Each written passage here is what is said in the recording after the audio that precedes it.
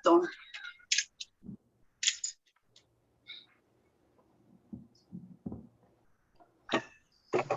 Buenas tardes a todos nuestros lectores del Grupo Editorial Olmeca, a través de nuestros periódicos en los estados de Veracruz, Tabasco y Chiapas. Les enviamos un cordial saludo en esta transmisión en vivo desde Coatzacoalcos, Veracruz. El próximo 2 de abril se celebra, se conmemora el Día Mundial de Concienciación sobre el Autismo. Es por ello que el Grupo Editorial Olmeca tiene el honor de darle la bienvenida al doctor Nahum Sánchez Viveros. Él es licenciado en Psicología por la Universidad Veracruzana Campus Jalapa, quien se desempeña como psicoterapeuta. Asimismo, agradecemos la presencia de María de Jesús Almeida Rasgado. Ella es presidenta de la Asociación Civil Autismo Sin Límites, y de la señora Alejandra Guzmán Vázquez, ambas madres de familia y con hijos con autismo. Muchísimas gracias por estar con nosotros. Pues definitivamente el 2 de abril se conmemora una fecha muy, muy importante, y Grupo Editorial Olmeca no quería dejar desapercibida este día, sobre todo porque actualmente hay más casos con autismo y ya hay más descubrimientos acerca de, ¿cómo lo podríamos llamar, doctor? ¿Condición? Condición es el término más aceptado. Bueno, ahorita podríamos platicar sobre eso también. Ok.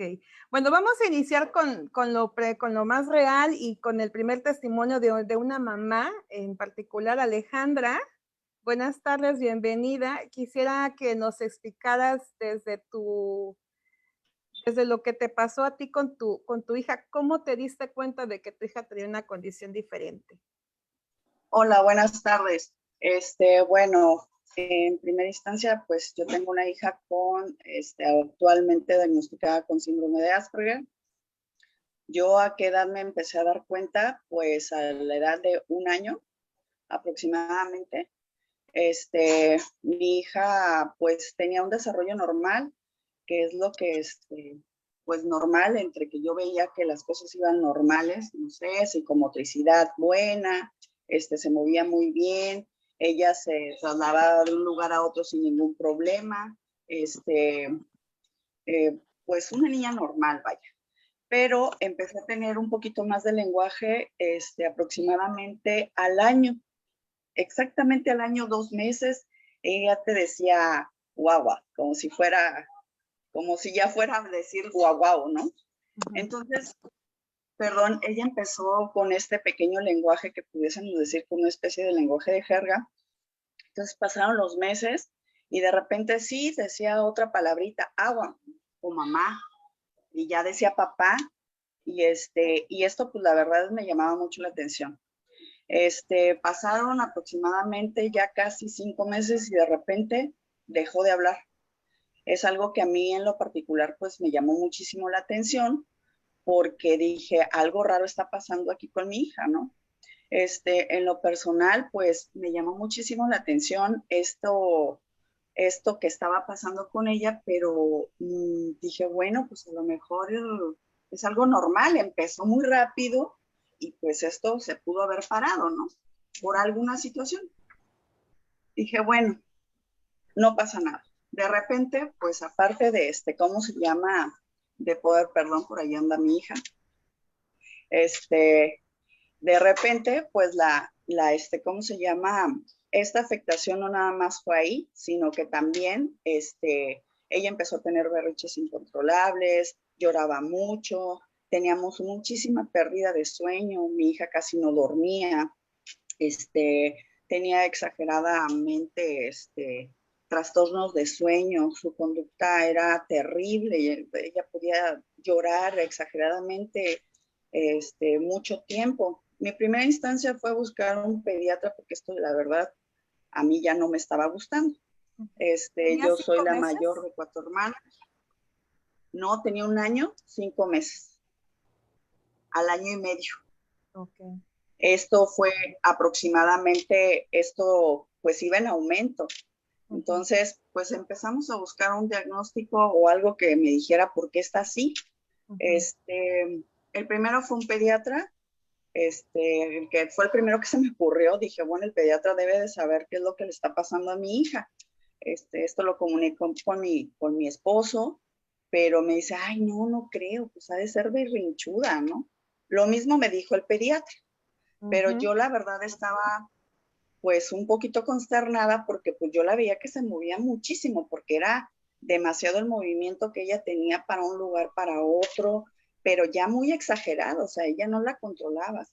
De repente, pues hacemos cambio de ciudad, nosotros estábamos viviendo aquí en Coatzacoalcos y nos vamos, Se va a la Ciudad de México, ¿no? Así es, nos vamos a México y tengo alguna vivencia que pues la verdad es que a mí me impactó. En ese entonces pues yo ya la quería meter al maternal porque tenía la inquietud de trabajar en México y de repente al llevarla al maternal, pues pasa una ambulancia al lado de mí y mi hija no pareciese que no hubiera pasado nada. Y yo la verdad pues me tapé los oídos porque pensé que no sé, a mí me molestó, ¿no? Es muy fuerte la sirena. Y mi hija pues no tuvo ni santo seña de esa situación, pareciese que no hubiera pasado nada, como si no la escuchara. Yo la verdad pensé que mi hija era sorda. Ese fue el, el detonante que dije, no, mi ¿Y hija ahí es la sorda. llevaste Y yo a otro entonces médico? busqué, que fue algo bien difícil en México, porque Aranza tenía, te repito, tenía año y medio, lo mucho tuvo al mes, cumplió un año y medio, y resultó que, pues, ¿con quién iba? Entre conocidos y demás empezamos a buscar por ahí, alguien que nos pudiese asesorar porque era difícil, ¿no? Yo me puse a investigar por internet por los, podríamos decir, las conductas que tenía mi hija, qué pudiese llegar a hacer. Y la verdad es que pues encontré unos diagnósticos que pues no me gustaron. Entre ellos era autismo. ¿Cuándo fue que supiste que tu hija era autista? ¿Y en la Ciudad de México? Sí, esto me costó a mí año y medio que me dieran un diagnóstico. Okay. Empecé a buscar el primero que me lo dio y que, bueno, después de año y medio, porque nadie te diagnosticaba en ese entonces, estoy diciendo que pues Aranza tiene 17 años, Okay. ahorita en la actualidad. Entonces, en ese tiempo nadie me quería diagnosticar a mi hija con año y medio de edad. Entonces, eso para mí era muy difícil. Dije, bueno, pues entonces ayúdeme. Afortunadamente nos encontramos ahí con un neuropediatra que me hizo la evaluación y me canalizó con otras dos terapeutas. Entre ellas me hicieron un diagnóstico del desarrollo y ella me hizo el diagnóstico pues más cercano, ¿no? Y sí, era autismo severo con hiperactividad severa porque mi hija se movía exageradamente, aleteaba, brincaba, lloraba, no tenía umbral del dolor, no tenía nada de umbral del dolor. Obviamente la sensibilización era muy selectiva a nivel auditivo. Ella pudiese pasar la ambulancia y no le pasaba nada, pero a lo mejor y sonidos extremadamente agudos era insoportable para ella, pareciese que le dolía. Entonces, sí era un poco complicado y fue muy complicado buscar un diagnóstico en ese entonces. Sí, me imagino. Me imagino. Bueno, Sí. Alejandra, ahorita vamos a darle la voz al doctor Nahum. Sí, gracias. Gracias por externarnos tu experiencia como mamá, porque estoy muy segura que como tú, hay muchas mamás que están pasando actualmente por esa misma situación y no saben. Sí, ¿no? Entonces, yo creo que es muy importante. Bueno, yo creo que el instinto materno te dice, ¿no? ¿Cuáles son los focos rojos? Pues Doctor, sí y no. sí, habría, por eso están ustedes aquí, por eso están ustedes aquí para hacer ejemplo y para ser guía de esas personas que no se atreven a reconocer que su hijo tiene algo, ¿no? Y no es malo, o sea, no es malo. No. Estoy en lo cierto, doctor Nahum, o me equivoco, no es malo padecer autismo. Ok, las condiciones de vida no son malas, ¿no? Tampoco las discapacidades ni las enfermedades. De hecho, en este sentido, creo que por sí solo lo que se vuelve malo es lo social, ¿no? Ahí es donde vamos entendiendo varias cosas. Todos Doctor, tenemos, ¿sí? continúe. Todos tenemos como una idea de cómo es el desarrollo, de lo que esperamos, lo que nos enseña la televisión, eh, lo que dicen los doctores, los pediatras, etcétera. La verdad es que la diversidad, que el desarrollo de las personas es tan variado, es tan grande en ese aspecto, que hablar de bueno y malo es complicado. Ahí yo creo que tiene mucho que ver con la imagen que se da de las condiciones mentales, de las condiciones de desarrollo. Ujú. Los papás, las mamás, pues al final de cuentas, cuando tenemos un hijo, lo que esperamos es que todo le sea fácil, que el aprendizaje, la socialización, la comunicación, que todo se vaya dando como se le da a la mayoría, entre comillas, porque una vez más las estadísticas van cambiando y los chicos con déficit de atención, los chicos con autismo, los chicos con discapacidad intelectual, eh, las estadísticas nos indican que cada vez hay más personas con estas condiciones. Entonces, esta parte es importante también irla entendiendo. Yo decía, conozco personas que llevan 30 años haciendo esta parte del trabajo. En esos 30 años han visto cómo ha habido un boom en las poblaciones. Yo en este momento incluso eh, ya tengo familiares con el diagnóstico. Cuando yo empecé a trabajar no sabía que ellos tenían el diagnóstico. Años después nos hemos enterado. Y eso va pasando, que cada vez es más común, cada vez es más cotidiano. Llegas a la escuela y conoces a un niño, un tanto porque las familias ya se dan más esta posibilidad de no pensarlo como algo malo y por ende no esconderlo, no hospitalizarlo, no, no recluirlo. Y por otro lado, porque estadísticamente cada vez hay más personas con la condición del espectro autista.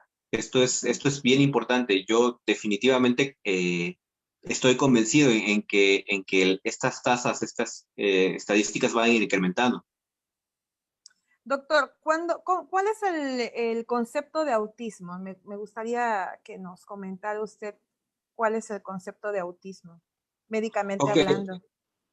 Eh, Desde la perspectiva del DSM y del CIE-11, es una combinación de déficits en la comunicación, la interacción social y una combinación con los patrones restrictivos y repetitivos de conducta, actividades e intereses. En este sentido, también es importante referirlo. Hace unos años, hace 2012, hace casi 10 años, el síndrome de Asperger o de Asperger fue sacado de los manuales diagnósticos de la Sociedad Americana y de la Organización Mundial de la Salud. ¿Por qué? Porque entraban dentro del mismo cuadro clínico.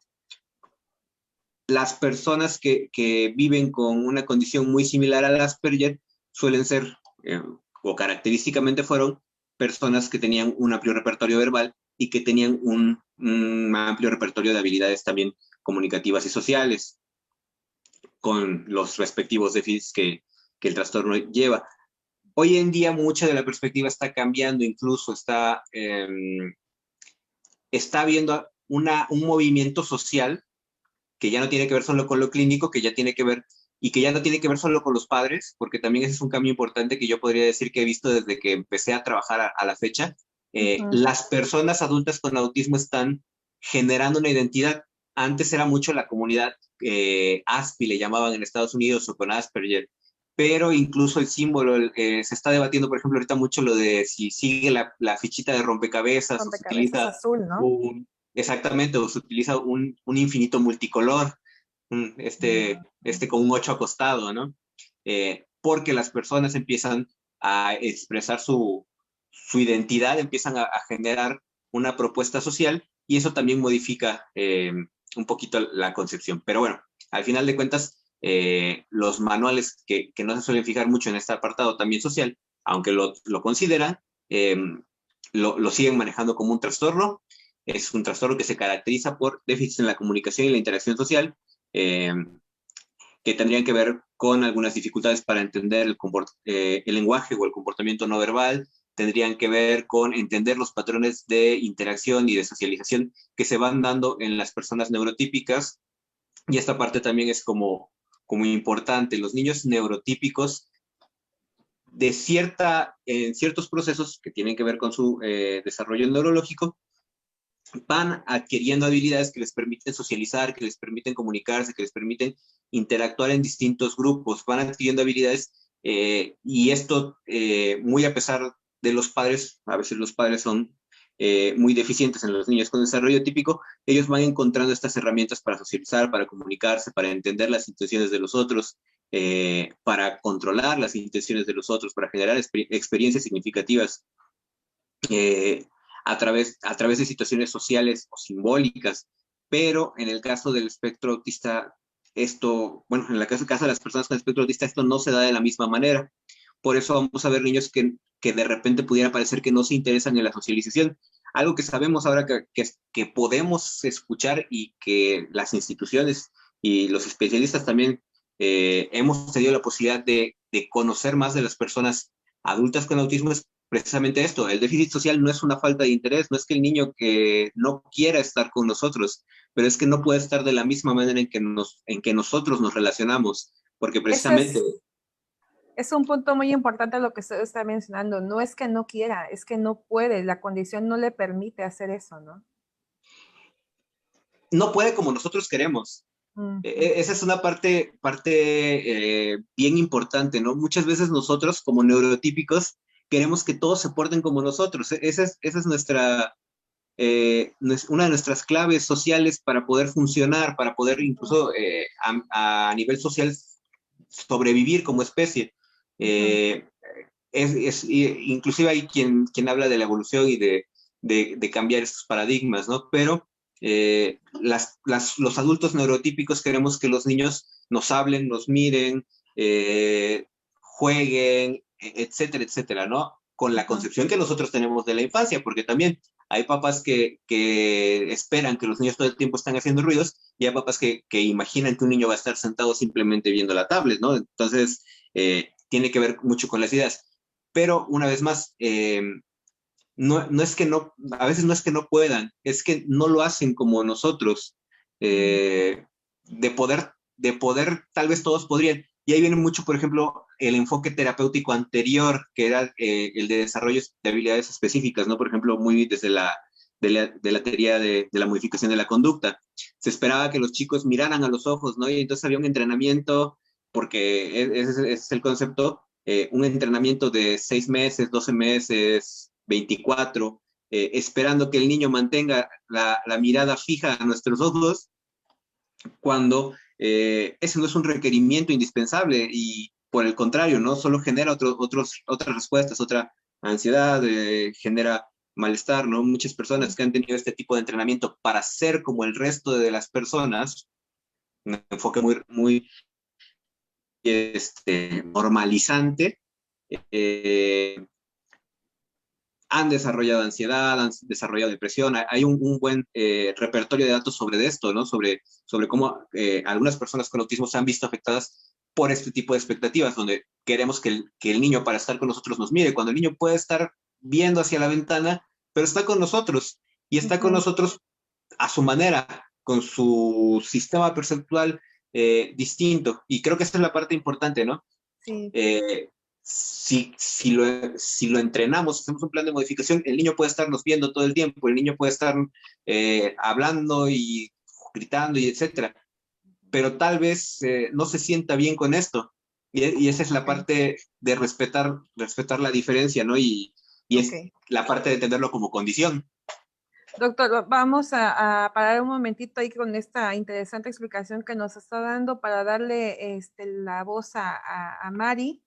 Mari, como presidenta de una asociación, tengo entendido que también tienes un hijo. Sí, así es. Con autismo. En tu caso, ¿cómo fue tu proceso? Mi experiencia. Tu experiencia, exactamente. Sí, Eduardo tiene actualmente 19 años. Fue totalmente diferente a lo que comentó Ale. Y yo creo que es totalmente diferente para cada padre de familia. En el caso de Eduardo, empezamos a los 2 años y medio, más o menos, con las terapias, porque Lalo no hablaba, Lalo solamente decía ma, pa, ixá, y palabras solamente así entrecortadas. Entonces, cuando nosotros empezamos a notar que esas palabras que tenía entrecortadas empezaron a ser cada vez menos, fue cuando nosotros empezamos a preocuparnos y ver qué era lo que estaba pasando. Entonces iniciamos, pues creo que la mayoría o muchos de los papás inician pues en los que tenemos por parte del gobierno, ¿no? Por ejemplo, en este caso, pues al DIF, pues es a donde te recurre. Entonces, iniciamos ahí, de ahí fuimos también, nos refirieron a lo que es el área de neurología, con un neurólogo, y ya el neurólogo nos decía que era disfasia del lenguaje. Entonces, a partir de los 2 años y medio, por esa falta de lenguaje, fue como nosotros empezamos a buscar pues todas las alternativas que teníamos para Lalo. Desde entonces iniciamos con el neurólogo. Ahorita yo le llamo por mi experiencia, o sea, en lo que es mi experiencia,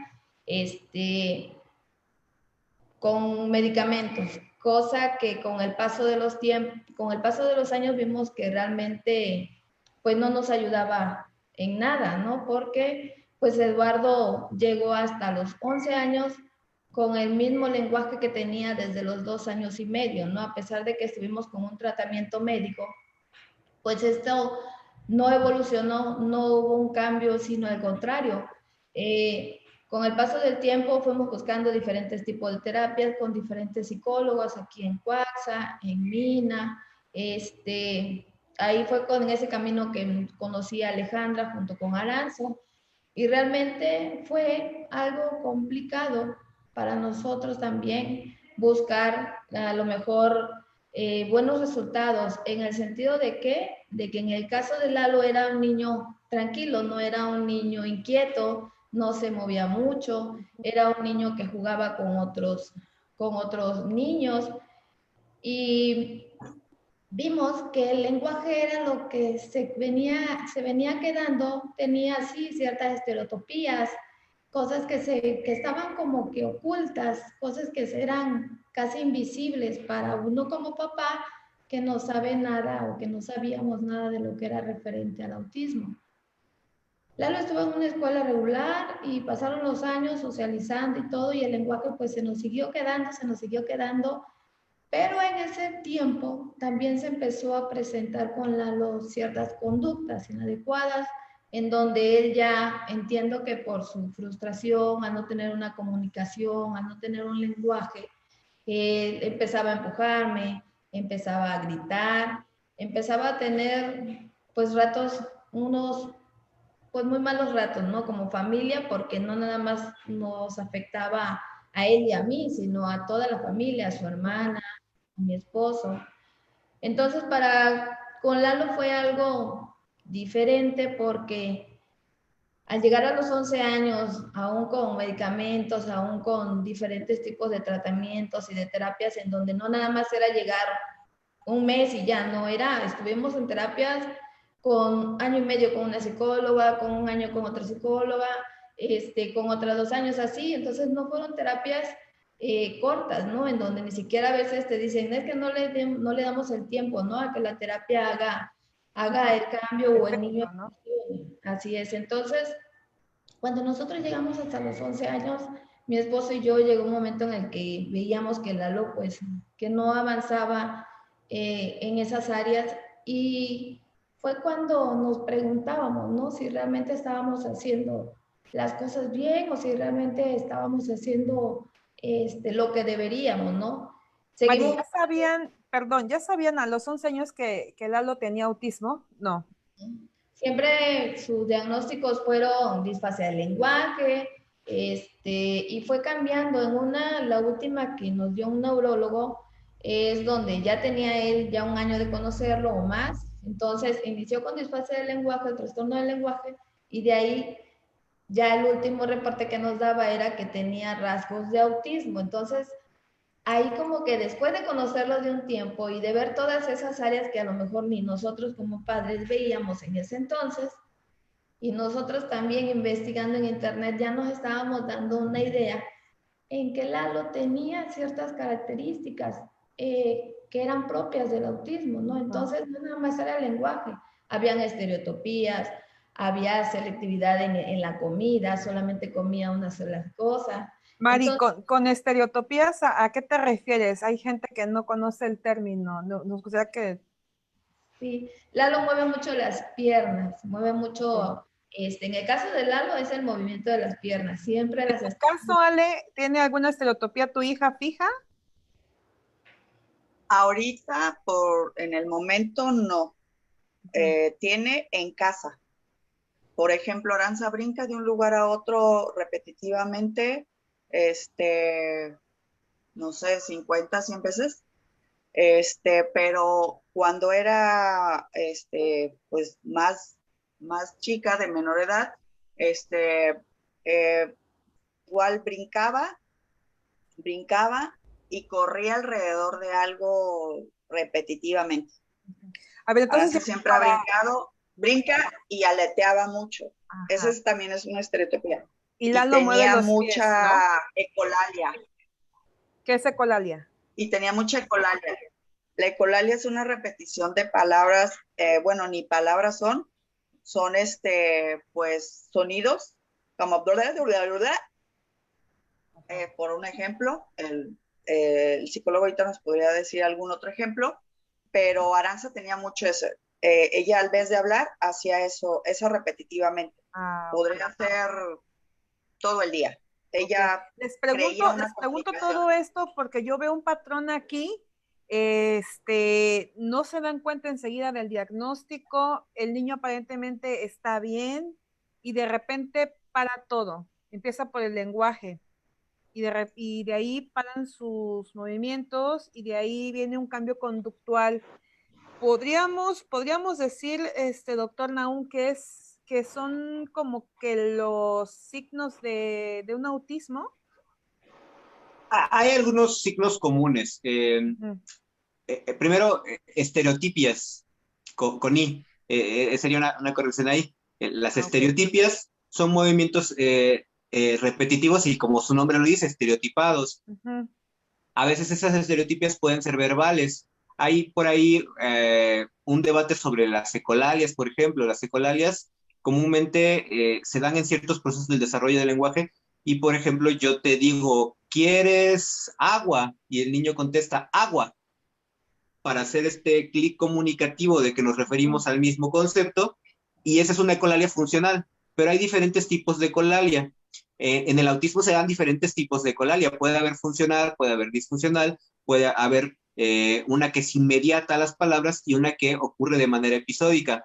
Hay algunas características muy comunes que tienen que ver con los movimientos repetitivos, que tienen que ver con, por ejemplo, la parte de la mirada, que fue durante mucho tiempo una de las cosas que más se retomaron, tiene mucho que ver con los aleteos, con el girar sobre su propio eje, con el retraso en la adquisición del lenguaje. ¿Qué es lo que pasa? Bueno, creo que usted ya empieza a encontrar un punto en común. Cuando hay déficits en la comunicación, es decir, yo no puedo entender, por ejemplo, lo que ustedes me tratan de decir, lo que ustedes tratan de compartir conmigo, y a su vez yo no puedo compartir lo que yo necesito, lo que yo experimento, cuando tengo algunos movimientos o necesidades que no puedo tampoco comunicar, cuando tengo alguna dificultad con los sonidos o con cosas que a la mayoría de las personas no les causan molestia, la expresión va a ser la conducta. Es que Juanito grita y tiene unas crisis enormes, pero Juanito estuvo todo el día expuesto a un sonido que para nosotros es indiferente, pero a él pareciera que le está taladrando, ¿no? Junto de la oreja. Es que Juanito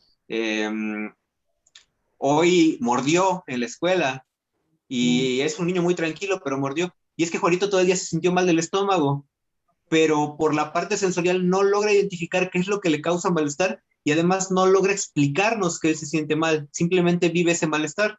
Pero sí hay un patrón, perdón que lo interrumpa, sí hay un patrón de los niños que presentan autismo, sí hay un... Esa es la gran complicación con el autismo, que lo manejan o que se maneja muy amplio, ¿no?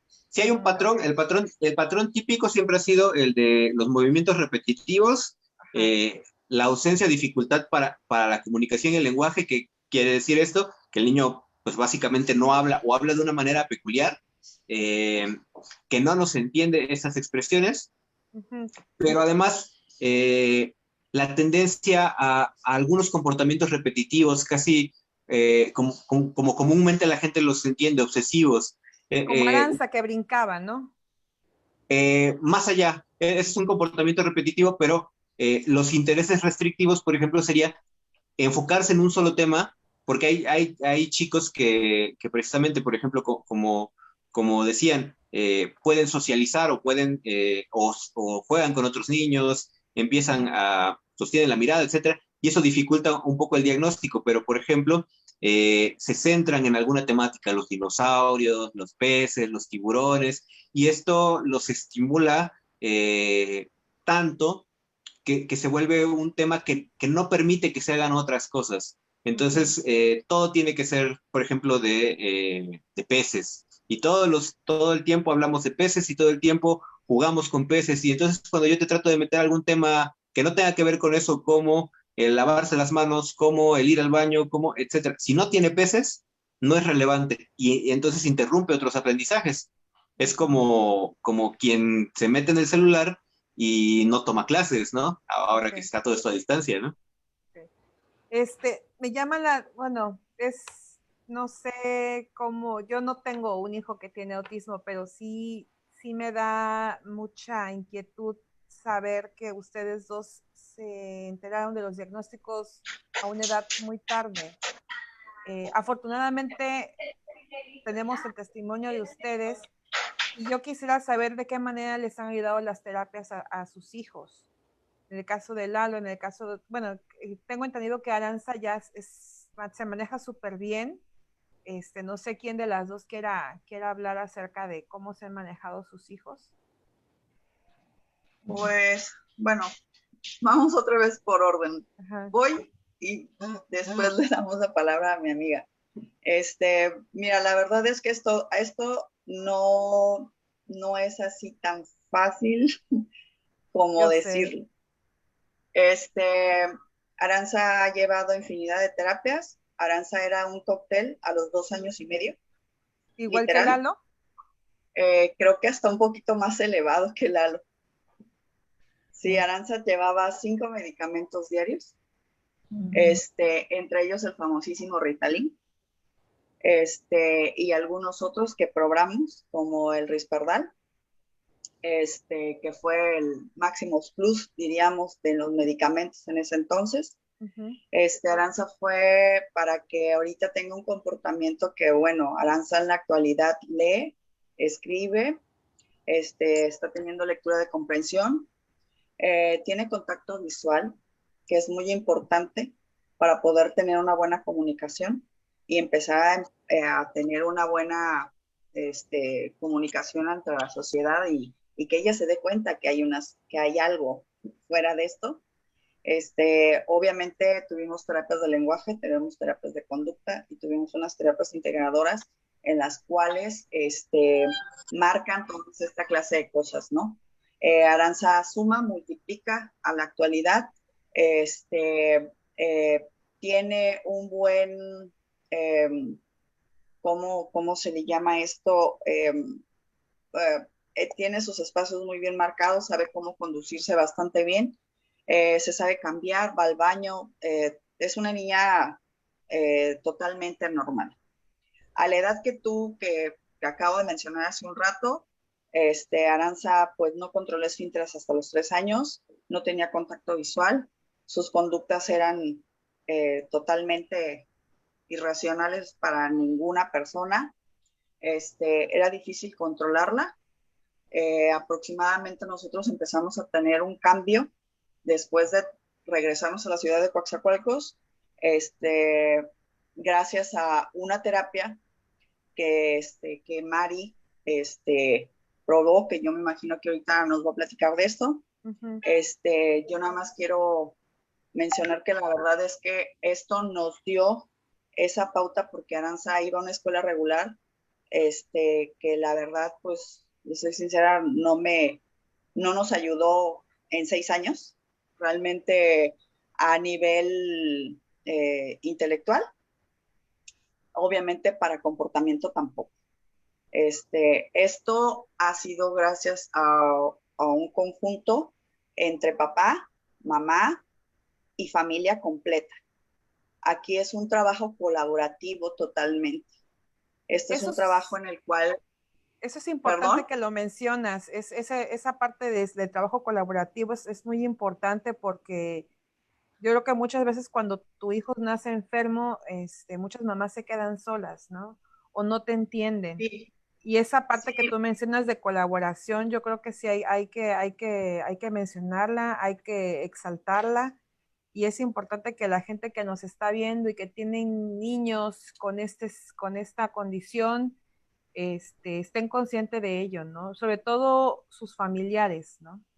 sí, fíjate que es muy importante esta parte porque el niño, a pesar de que sus conductas pues no lo acercan ni a la sociedad como tal, ni al grupo familiar, porque es difícil, las conductas se pueden llegar a poner muy complicadas, como Mari lo mencionó hace un rato, el que ya te empuje, Ujú. el que te jale, el que te muerda, porque pues también hay niños que muerden, es difícil, pero gracias a la terapia, la verdad, gracias a la terapia que nosotros llevamos actualmente una terapia y tenemos 7 años con esta terapia que pues llevamos aquí en Fundación Autismo Sin Límites, he visto un gran cambio en la sociabilización de mi hija, en el comportamiento social, Ujú. conductual que debe de tener. No es el típico reforzamiento como lo estaba platicando el licenciado, sino es algo muy natural. Aranza lleva teoría ahorita de la mente, en la cual pues esto nos ha ayudado a que pueda tener una vida pues más funcional en este entorno en el que vivimos, ¿no? En este entorno Ujú. en el que vivimos y que pues actualmente hace un rato pues la pudieron ver conduciéndose, bueno, aquí en privado nosotros vimos a Aranza, una adolescente que pues ya ayuda en casa, que es bien importante, porque al final pues nosotros como papás no somos eternos, ni la familia, ¿no? Pero sí, vuelvo a hacer hincapié, la verdad, esta terapia, aparte de que sí son niños que podemos decir que son niños que separan familias, sí lo podemos decir. ¿Por qué? Porque su misma conducta y su mismo este, comportamiento puede llegar a que ese papá, esa mamá, se aíslen por completo por el mismo diagnóstico. Y Yo creo si que nosotros no estamos al pendiente de eso, como ujú. papás, pues no le vamos a ayudar absolutamente nada. Así sean las terapias más evolucionadas que podamos encontrar sobre el autismo, es necesario trabajar en familia. Sé que hay dentro de cuando les dan el diagnóstico de autismo, sé que hay un proceso de negación y de aceptación, Mari. Yo quisiera que nos platicaras. Yo creo que tú tienes más trato con la gente, tienes más trato con los mamás, con las mamás, con los papás. ¿Cómo ha sido, cómo es ese proceso de negación, aceptación? Y ustedes, en lo personal, como mamás, ya dejando de fuera la asociación y todo esto, están como con una bandera de una tolerancia de parte de la sociedad, ¿no? Hacia los niños que tienen autismo. Quisiera que nos platicaras un poquito acerca de este tema. Ok. Bueno, yo creo que para cada padre de familia es difícil, ¿no? Aceptar cualquier tipo de diagnóstico que nos pudieran dar, ¿no? Para hacia nuestros hijos, ¿no? Pero cuando recibes este tipo de diagnósticos, en el caso de nosotros, que fue hasta los 12 años, después de que una psicóloga vino acá a Coatzacoalcos, ella estuvo 3 días en mi casa, o sea, no observó solamente a Lalo media hora, o sea, estuvo observando todo nuestro entorno, toda nuestra vida diaria, la escuela, fuimos a la escuela, me vio cada detalle de cómo actuaba yo para mi hijo, y eso nos ayudó muchísimo. La psicóloga Daisy nos abrió un panorama totalmente de lo que estábamos viviendo, ¿no? De la realidad, de cómo actuaba yo como mamá hacia mi hijo, de cómo teníamos que cambiar también nosotros, no nada más él, a lo que dice Ale, o sea, estamos relacionados todos, ¿no? Ahí éramos todos, incluso cuando ella vino con nosotros, platicó con mi familia, con mis hermanas, con los abuelos, o sea, la idea es integrar a toda la familia. Hubo un momento en el que ella nos iba a entregar el diagnóstico y fue algo así como que, pues estaba esperando a mi esposo y ¿a qué hora llega tu esposo, Mari? Porque como que no quería darnos así, quería que fuera como que de alguna u otra forma, pues para cada papá el impacto es diferente, ¿no? Entonces, Que todos se sintieran parte de, ¿no? y es, Sí. entonces, ya cuando nos dijo que Lalo tenía autismo, nosotros, pues realmente no fue algo tan complicado de aceptar, podría decirse, porque en todos estos 11 años, pues también fuimos involucrándonos, ¿no? Investigando, viendo que todas estas características sí acertaban a lo que era un diagnóstico de autismo, pero para mí como mamá lo más importante era saber si había algo más que pudiéramos lograr como familia, como sociedad, como psicólogos, terapeutas, y encontrar la forma de saber si Lalo podría darnos esa oportunidad de escucharlo, ¿no? De escuchar su voz. Y pasaba algo curioso. Lalo sabía escribir, pero, y uno al ver que tu hijo está escribiendo, pues tú dices, no, pues es que sí sabe leer y escribir, pero o sea, nos dimos cuenta de tantas cosas cuando ella vino aquí a Coaxa y yo dije, híjole, pues, o sea, Lalo sí escribía, pero era pelota y dibujaba la pelota, casa y dibujaba la casa, y si tú le decías a Lalo, escribe solo, escribe está, Lalo no escribía porque no lo relacionaba con una imagen. Lalo tenía una memoria fotográfica ya hasta ahorita excelentísima. Pero Igual. aceptar el diagnóstico depende de cada familia. Para cada familia puede ser algo no tan difícil de aceptar, para otras sí. Entonces, en conocer a cada padre de familia, escuchar cuál es su forma de pensar, cuáles son las expectativas que tenían o que tienen para con su hijo es muy importante para poder lograr ayudarlos al 100%. O sea, si no vemos todo lo que hay alrededor del niño, si no vemos una religión, si hay cuestiones políticas, si hay cuestiones de ciertas propias de tradiciones familiares, o sea, lo que decía el psicólogo sobre referente a todas estas áreas sociales, a todas estas áreas en las que a veces a lo mejor no se trata de que queramos que un niño vea o nos esté mirando todo el tiempo, sino que observe su alrededor, que logre tener ese contacto visual para estar con sus primos, para estar con sus...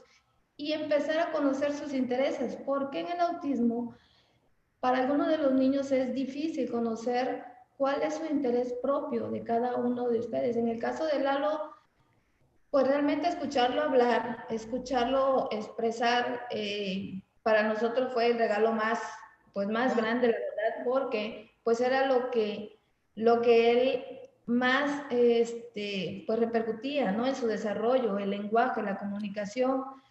Lalo ahorita pues es un niño totalmente independiente, en este caso control de esfínteres lo llevamos hasta los 6 años y es increíble que a veces papás, o sea, nosotros cómo dejamos pasar el tiempo porque pensamos que porque tienen algo no pueden hacer algo, ¿no? Y realmente ahí también cambias tu forma de pensar, o sea, sí tiene algo, tiene algunas dificultades, pero si trabajamos constantemente, si juntos, tú con tu parte como papá, tú con tu parte como mamá, lo podemos lograr y terapéuticamente también, ¿no? Entonces, es completamente autónomo, o sea, no depende de mí. Y cuando él aprendió a llevar a cabo todas esas, pues toda su autonomía, la verdad es que yo como mamá me sentí tan feliz y tan reconfortada de ver que no era que mi hijo no pudiera hacer las cosas, era que teníamos que trabajar juntos para poder lograrlo. Es a lo que iba, es un trabajo de equipo. De hecho, el lema de la ONU actualmente, bueno, para este año es, puedo aprender, puedo trabajar. Tu hijo ya habla, ¿no? Sí, Y tu sí, y Aranza también veo que ella hace labores de casa, ¿no? Ya es, Sí, no 100% autónoma, pero ya se maneja sola, ¿no? sí, ella bueno, cocina de vez en cuando. Ahorita andamos batallando todavía con la lavada de la ropa, pero se cambia perfectamente. Ahorita ya es toda una adolescente que ya se combina ella sola su ropa, que ya elige qué se va a poner, que si se ve bonita o no, porque eso también es difícil llegar a ese nivel con ellos. Este, es todo un proceso porque pues no hay diferencia entre lo bonito y lo feo Sí, a no hay veces. diferencia. No hay Lalo, ¿qué edad diferencia tiene, para ellos. Mari? Lalo está por cumplir 19, ahora en Ok. abril. Así ¿Y es. los dos niños van a estudiar una carrera profesional o no estamos en ese proceso? ¿O más No, adelante? no, lo que tenemos pensado es poder encontrar lo que es enfocarnos en terapia ocupacional o algún centro donde se les enseñe a aprender algún oficio, ¿no? Esto va de acuerdo a los intereses de cada uno de ellos, ¿no? Entonces, en el Y caso de las Lalo, capacidades, ¿no? Intereses y capacidades.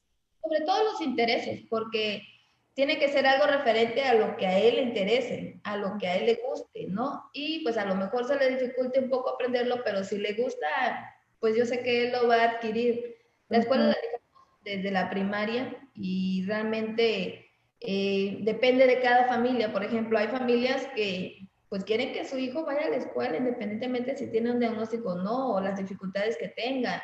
Y hay familias que, por ejemplo, deciden, en el caso de Lalo, dejamos la primaria y nos enfocamos en la terapia. Le costó mucho trabajo estructurar oraciones, poder tener, y todavía seguimos trabajando en la comunicación, pero fuimos de la mano a que él fuera independiente, a que él se cepilla los dientes, se baña, se cambia, se alista. O sea, si yo le digo, Lalo, vamos a salir, alista maletas, o sea, él no depende de mí, él depende de él mismo, ¿no? Entonces, depende mucho de lo que nosotros queramos, pero lo más importante es saber que entre más temprano nosotros como padres empecemos a poder quitarnos esa duda o quitarnos ese miedo de que qué tal y voy y me dicen que tiene algo, qué tal y me voy, y entonces el tiempo va pasando, ¿no? Entre más temprana sea la intervención, serán mucho mejores los resultados que vamos a tener. Y no hablo de resultados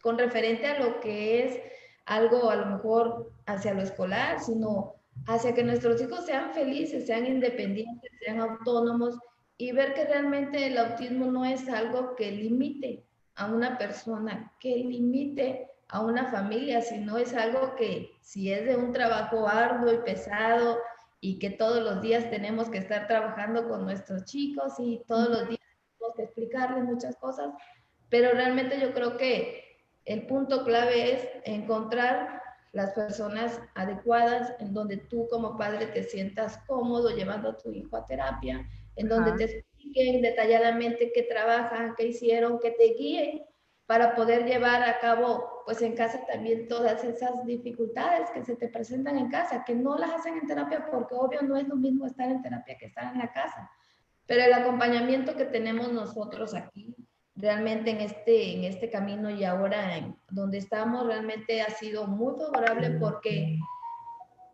nos han ayudado en todo este proceso a encontrar todas estas dificultades como algo que no son realmente así, que no es una dificultad, sino es un apoyo mutuo en donde nosotros tenemos que aprender, nosotros como papás tenemos que aprender mucho en cómo ayudar y apoyar a nuestros hijos.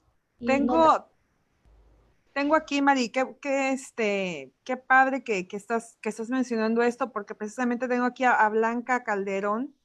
Tiene un hijo autista, tiene 23 años, dice que no habla, pero es muy inteligente. Doctor, vemos que el tema es muy amplio, desgraciadamente no tenemos todo el tiempo como quisiéramos, las redes sociales son muy, pues son muy rápidas y luego la gente como que se nos aburre un poquito. Yo quisiera que nos platicara, o bueno, hay dos cosas que nos mencionan acerca de la importancia de la intervención temprana ante esta condición. En el caso de María Jesús y en el caso de Alejandra, batallaron bastante, fueron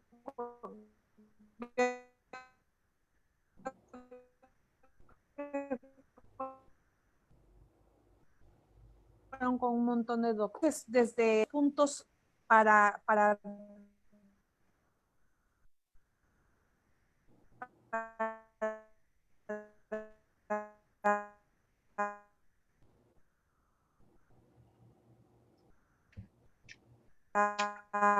para acercarte con las redes sociales.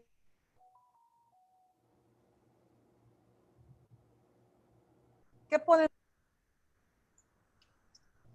Una disculpa, se alentó mi red, no pude escuchar No la se parte final preocupe. de la pregunta. Le repito la pregunta. Le comento que Bianca Calderón nos escribe por redes sociales y nos dice que tiene un hijo que tiene 23 años, que es autista, pero que no habla y que es muy inteligente. Y usted, bueno, en el caso de las tres, nos mencionaban que la importancia de la intervención temprana. Sin embargo, en el caso de María de Jesús y en el caso de Alejandra, batallaron mucho para que alguien les diera un diagnóstico. No sé si usted nos podría dar como que unos puntos clave para cómo saber si nuestro hijo tiene autismo o a dónde nos referimos o con quién acudimos. Me llama la atención que, bueno, usted es psicólogo y a María de Jesús le detectó el autismo a su hijo una psicóloga. Ale, no sé, también en tu caso también fue un psicólogo que te detectó el autismo de Aranza. Sí, sí, Aranza ha cambiado a varios diagnósticos. Aranza entró a un año con trastorno generalizado del desarrollo, al año y medio, perdón, porque no me diagnosticaban en ese entonces por el MS5, doctor, la verdad no sé bien el término, no me diagnosticaban a temprana edad y era trastorno generalizado del desarrollo. A los 4 años, 5 años, no es cierto, a los 5 años me dieron que era autismo. Y Aranza a los 8 años aproximadamente, Mari, no me acuerdo, que creo que teníamos ese cuando íbamos a Mina, me dieron que como Aranza empezó a hablar después de los 4 años, me cambiaron mi diagnóstico, volví a diagnosticarlo igual con otra psicóloga especialista en autismo, y me dio síndrome de Asperger, porque ya Aranza hablaba más. Y hasta ahorita es en el diagnóstico que ¿cómo se llama? En el que estamos actualmente. Ok. Entonces, doctor Naun, ¿hay alguna prueba para diagnosticar el autismo? Lo pregunto como población general o como una mamá que a lo mejor no se ha dado cuenta que mi hijo tiene autismo. Por ejemplo, nosotros a veces decimos en mi casa, no, pues es que es disléxico, es que eres disléxico. O por ejemplo, repetimos, no sé, me llamo Diana Calderón Zúñiga, Diana, o sea, como que vuelvo a repetir, y hay cosas, ¿no? Entonces, quisiera yo, bueno, es un caso tonto, ¿no?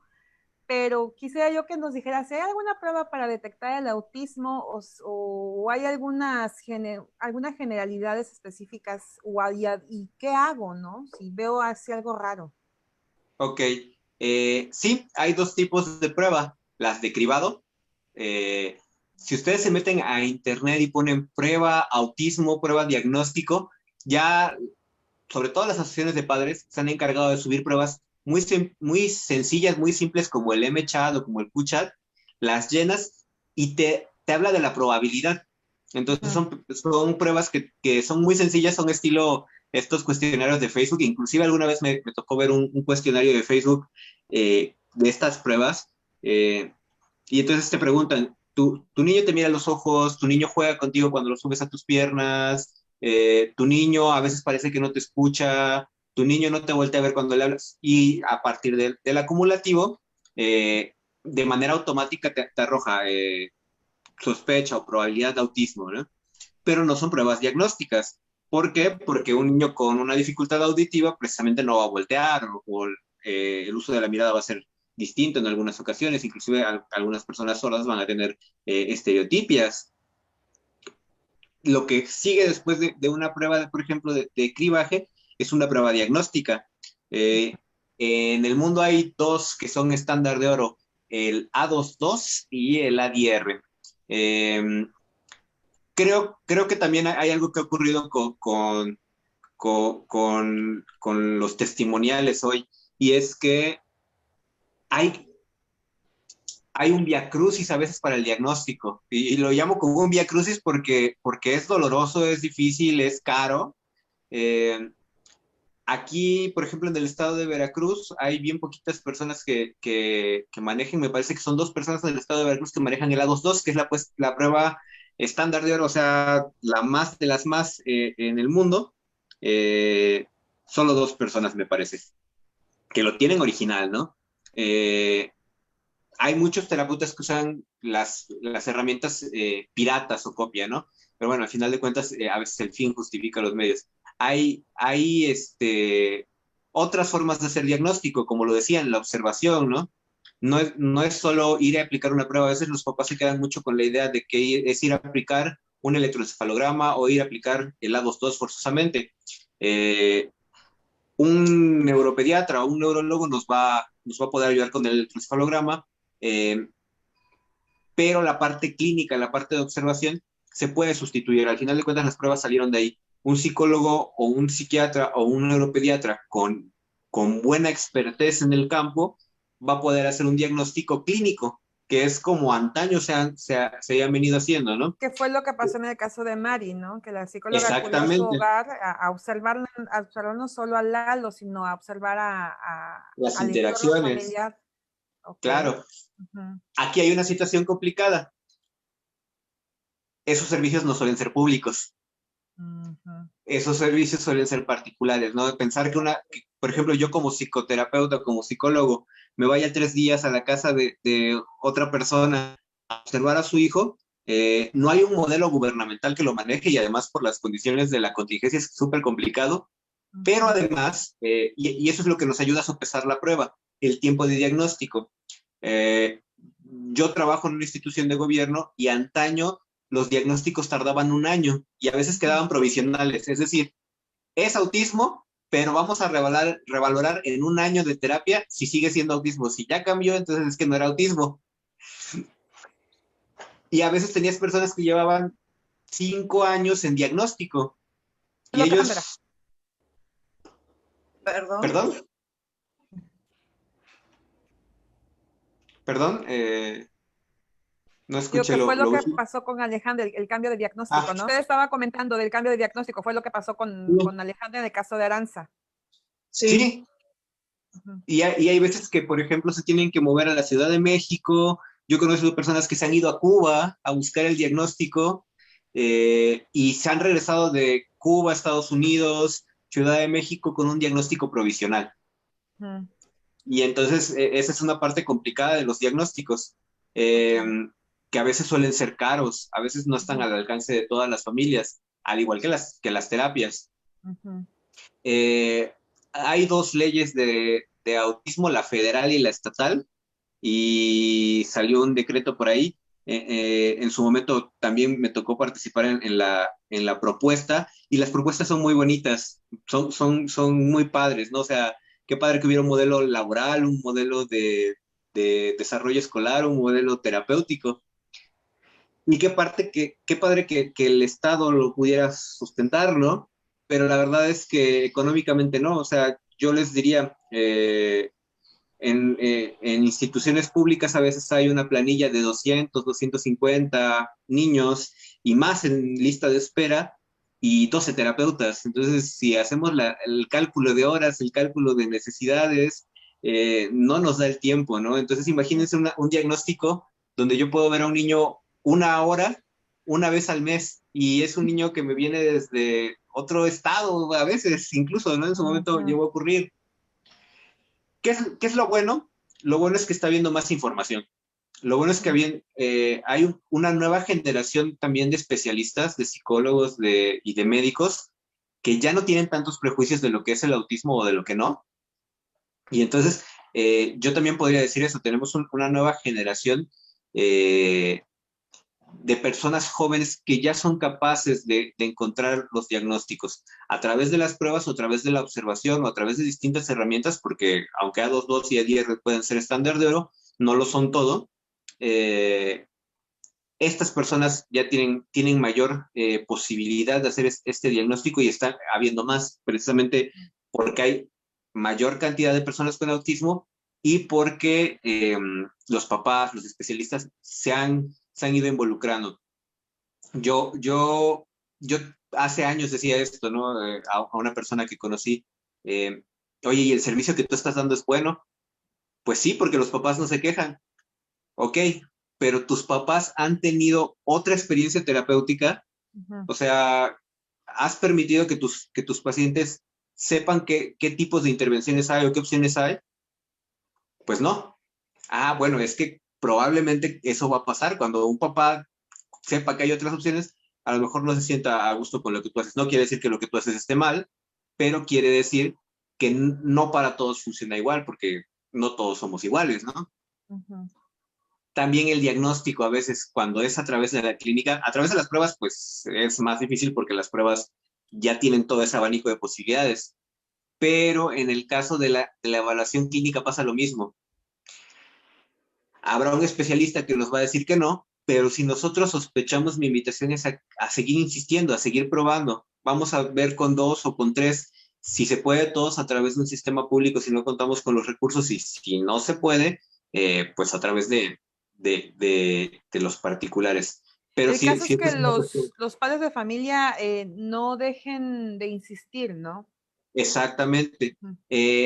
Ahora, el pediatra va a ser clave, porque los pediatras ven infinidad de niños. Entonces, un pediatra que de verdad observa a los niños, pues sabemos que hay médicos que no lo hacen, pero un pediatra que de verdad observa a los niños y que observa su comportamiento, no solo su condición general orgánica, nos va a poder dar la primera sospecha. ¿Quién más? También los docentes, las maestras de preescolar son expertas en desarrollo. O sea, ellas se dan cuenta cuando Cuando entra algo anda mal. un niño. Al eres maestra, ¿no? Sí, soy maestra, no de profesión. Yo soy licenciada en diseño gráfico. Doy clases en secundaria y prepa ahorita actualmente. Difiero un poco con el licenciado. ¿Por qué? Porque yo he tenido en estos 17 años con mi hija como 5 pediatras. Y nunca he visto que el pediatra sepa. Está desgraciadamente, igual que pues muchas personas de nosotros, incluyéndome yo en mi entonces, falta de conocimiento, falta de información hacia este diagnóstico, hacia este padecimiento como tal. 2, a las escuelas estamos en las mismas condiciones.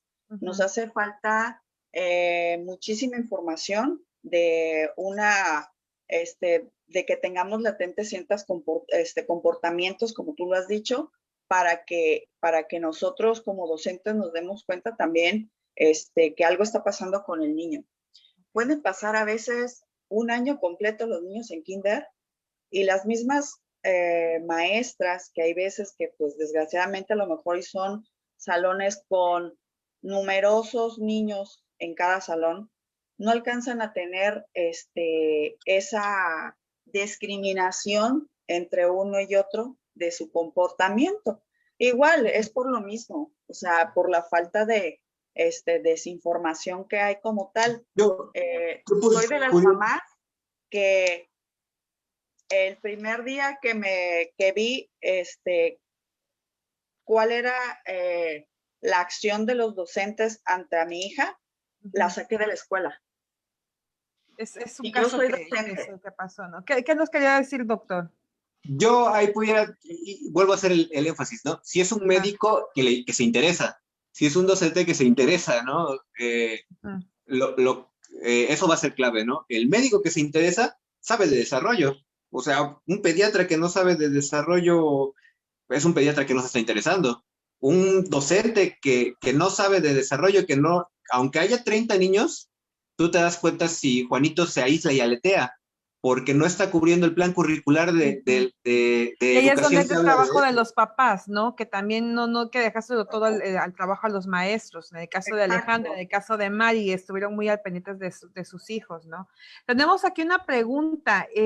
Actualmente, ¿qué costo tiene una evaluación de diagnóstico y cada cuánto tiempo se debe evaluar el diagnóstico, doctor Nahum? Ok, depende de la situación, ¿no? En un centro público, una evaluación puede costar 200 pesos, toda la evaluación. Y yo conozco casos de evaluaciones que sobrepasan los 20,000 pesos. Ajá. Entonces, ¿cuáles son los costos? Van de eso, ¿no? Conozco especialistas que hoy están en Tijuana y mañana se vienen a Veracruz a estar 3 días con la familia y le van a cobrar 10,000 pesos por día. Bueno, vamos a recapitular para no perdernos. Entonces vamos a hacer como un resumen. Mari y Alejandra nos dicen que es muy importante el entorno familiar, la unión familiar, el trabajo en equipo para sacar adelante a nuestros hijos. Los hijos de Lalo y que es hijo de Mari, y Aranza, que es hijo de Alejandra, son personas que ya son autosuficientes, que les ha costado mucho trabajo, pero este trabajo en equipo los ha hecho ya los niños, así que a lo mejor no son lo que la gente quiere que sean, ¿no? Pero ya se valen por sí mismos. Podemos buscar ayuda, doctor, en el sector público y podemos buscar ayuda en el sector privado. Y hay 2 pruebas que son AD2 y ADR, que son las pruebas de oro. A22 y ADR. Y ADR. ADI. ADR. Ok.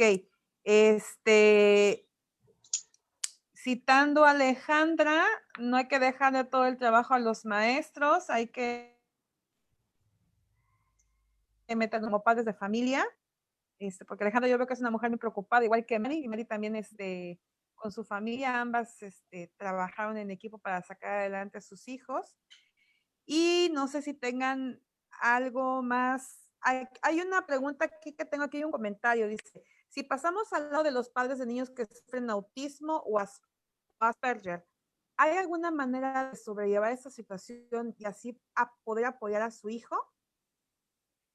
Con nosotros como, por ejemplo, yo paso al lado de Lalo y de repente Lalo, no sé, hace algunos años tiene una conducta. ¿Qué puedo hacer yo como integrante de la sociedad para sobrellevar a un niño con autismo o para integrarme con un niño con autismo?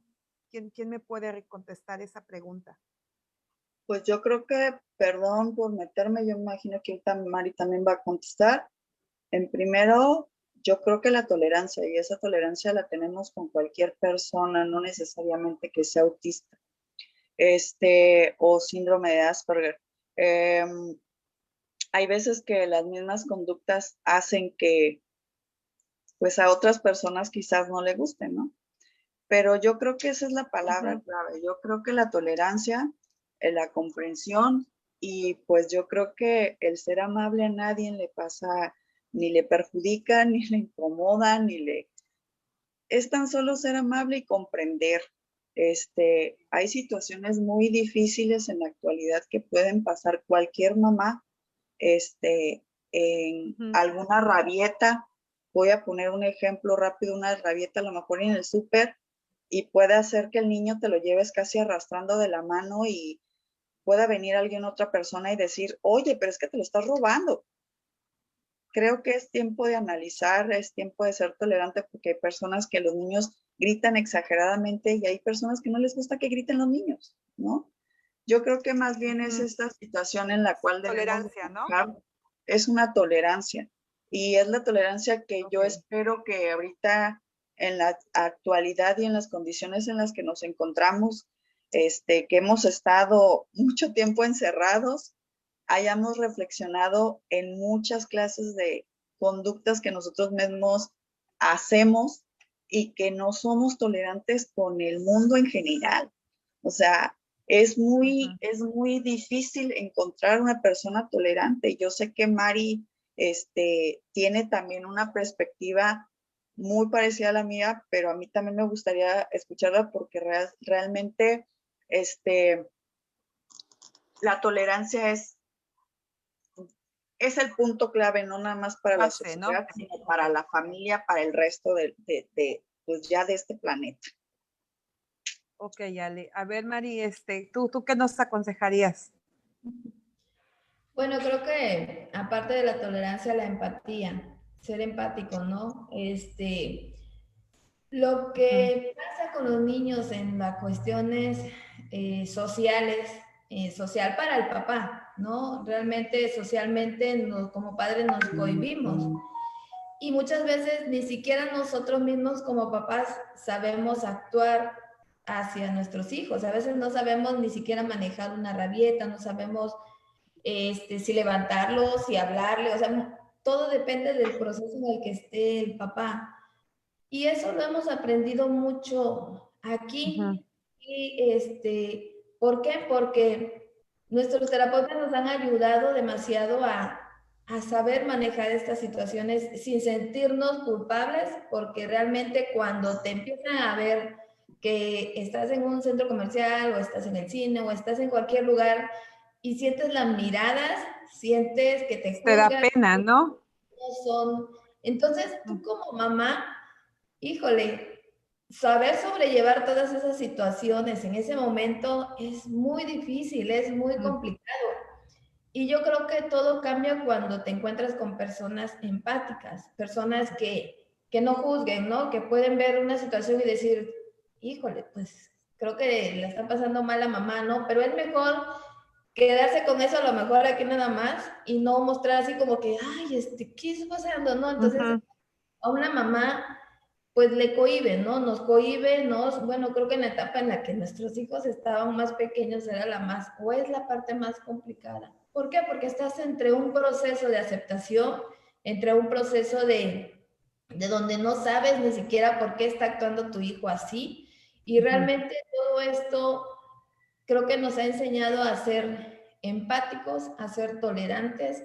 Creo que somos mamás que realmente tratamos a veces solamente a lo mejor observar y omitir que alguna palabra salga de nuestra boca, pero sobre todo no juzgar ciertas acciones que las mamás a veces llevan a cabo estando en algún lugar. Muchas veces, no sé, el psicólogo realmente aquí hay situaciones con los niños en donde le gusta ir a algún lugar de comida, ¿no? Algún lugar a comer, y entonces insiste y a lo mejor lo llevaron un día antes y ese día pasaron otra vez porque fuimos a hacer algo y entonces el niño quiere volver a ir y tú le dices al niño no, no, entonces el niño no y empieza a llorar y a gritar y a patalear y pareciera que eres una mamá que no quieres comprarle algo a tu hijo, ¿no? Pero realmente comprender el autismo, entenderlo, es un tema tan grande, tan enorme, porque lo mismo pasa, como lo comentábamos antes, con las escuelas, con los médicos, con todo esto. Sí, con la sociedad en general, ¿no? Así es, nos ha llevado a ser mamás empáticas, a ser mamás que tenemos que ver de otra forma a cada familia que está enfrentando una situación así, y creo que eso nos ha pasado a la mayoría de las mamás que nosotros conocemos o que nos hemos conocido en este trayecto, y yo creo que todavía falta mucho, mucho por aprender, mucho por hacer, mucho por conocer, pero realmente creo que de lo que nosotros hemos aprendido aquí donde estamos es eso, tratar de ser empático. Aquí hay mamás que de verdad ven a los niños, saben que no todos los niños pueden iniciar con las características de autismo, pero no todo va enfocado hacia el autismo. Puede ser un TDAH, puede ser solamente un problema conductual, sensorial. Son tantas cosas, ¿no? Son tantas cosas, pero ser empático ante cualquier situación, ser tolerante ante cualquier situación y no juzgar sobre todo es una parte esencial, fundamental para hacer que esa mamá no se sienta mal, no se sienta cohibida. Todo esto, yo creo que es para lo que decía al inicio, ¿no? No es nada más cuando recibes un diagnóstico de autismo, ¿no? Sino cuando tienes a un niño que tiene dificultades en el aprendizaje, en ser él mismo, en ser autónomo, pues se vive, ¿no? Se vive con todo esto. El psicólogo no nada más es para el niño que tiene autismo, doctor, es también para la familia. Sí, es bien complicado. Las personas no lo entendemos, ¿no? Para poder ayudar a otra persona tenemos que estar bien nosotros, ¿no? No Qué puedes bueno estar... que mencione ese punto, doctor. Qué bueno que mencione. No puedes estar tú en medio de una crisis de ansiedad o de angustia y tratar de calmar al otro, ¿no? Por este lado, lo de la tolerancia, estoy totalmente de acuerdo. Cuando nosotros vemos a un niño que está en una situación de crisis, por ejemplo, en el supermercado, hay que pensar, ¿no? No todos los niños tienen autismo. Podemos preguntarnos, ¿este niño que está gritando y que está tirado en el suelo está siendo víctima de una agresión? ¿Se lo está tratando de llevar a alguien? Porque esa es la respuesta común, ¿no? Tampoco es dejar de involucrarnos, pero si es, por ejemplo, esta parte de si vas a observar y observas que no es una situación de ese tipo y observas que este niño está teniendo un comportamiento de berrinche, pero que no hay una situación que no tenga que ver con, o que no tenga que ver con las mencionadas, entonces es excelente aplicar la misma que en los primeros auxilios, ¿no? ¿Puedes ayudar? ¿Sabes dar primeros auxilios? Entonces, si no sabes dar primeros auxilios y no puedes ayudar, no tienes nada que hacer ahí. No aglomeres, no es un espectáculo para que estés viendo, ¿no? Ya para cerrar con broche de oro es observación, empatía y tolerancia. ¿Estamos de acuerdo? Sí, yo... Doctor, algo falta ahí. Dinos, Alejandra. La intervención temprana. El no miedo a que tú... Sí, es muy... Entonces, muy, intervención temprana, observación, es tolerancia y empatía. ¿Sí? Bueno, ya para cerrar con broche de oro, Alejandra, pues tu testimonio lo podemos ver en las redes sociales que ahorita nos va a decir Mari. Doctor, usted está en Jalapa.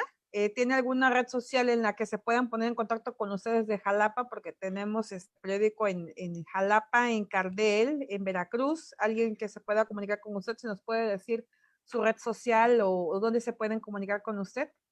Claro, yo a través de mi Facebook, Nahum Sánchez Viveros, así me encuentran. Hay un colectivo, un poco inactivo, unos amigos y yo, que trabajamos precisamente en todo lo que tiene que ver con la diversidad, se llama Colectivo Akbal, y a través de ahí podría ser muy fácil contactarme. ¿Colectivo, perdón? Akbal, A-K, si nos puede... A-L. Ajá. Ok. Y en su Facebook, que es Nahum Sánchez Viveros, ¿así aparece en su Facebook? Así. Ok, perfecto. Muchísimas gracias, doctor. Mari, si nos das tu nombre de tu asociación una vez y nos preguntan en dónde te pueden encontrar, y el testimonio de Alejandra lo pueden ver en la red social de la página de esta asociación que ahorita nos va a decir Mari. Sí, nosotros somos Autismo Sin Límites de Coatzacoalcos, Veracruz. En nuestras redes sociales, así igual nos pueden buscar como Autismo Sin Límites. Y bueno, ahí también está toda la información, ya sea dirección, teléfono. Algo muy importante que manejamos nosotros es que la primera entrevista con los papás no tiene ningún costo. La idea es poder aportar, despejar dudas, o sea, independientemente de la decisión que tomen el papá, pues lo importante es en ese momento escucharlos, tratar de orientarlos lo mejor posible, despejar las dudas que tengan. Y algo muy importante que yo siempre le comento a los papás es busquen, no nada más vengan a un solo lugar, pueden visitar todos los lugares que ustedes encuentren en redes sociales, que ustedes puedan escuchar de otra persona, que busquen cuál es la mejor alternativa para sus hijos. Y bueno, pues nosotros somos Autismo Sin Límites y realmente el trabajo que se hace es trabajar mucho con los papás, con los maestros, con los niños, pero sobre todo con todas las personas que quieran apoyar, conocer, saber todo lo referente a lo que es el autismo. Y bueno, ahí en las redes. Bueno, pues muchísimas gracias, Mari. Ok. Muchísimas gracias, Ale, y muchísimas gracias, doctor. Yo creo que ya tenemos referentes para Jalapa, para Cardela, ya con el doctor Nahum, para los lugares vecinos de ahí de Jalapa, y también acá para más para el sur, gente de Mina, de Acayucan, de Nanchital, que quieran, que tengan niños con autismo, pues ya saben a dónde dirigirse. Esa se queda grabada para cualquier referencia. Y muchísimas gracias a los tres, que tengan excelentes vacaciones y pues nada, ¿no? Ya nos despedimos. Les agradezco una vez más a nombre de Grupo Editorial Olmeca su participación y que pasen una excelente tarde. Gracias. Gracias, hasta luego. Hasta luego. Hasta luego, gracias. Hasta luego.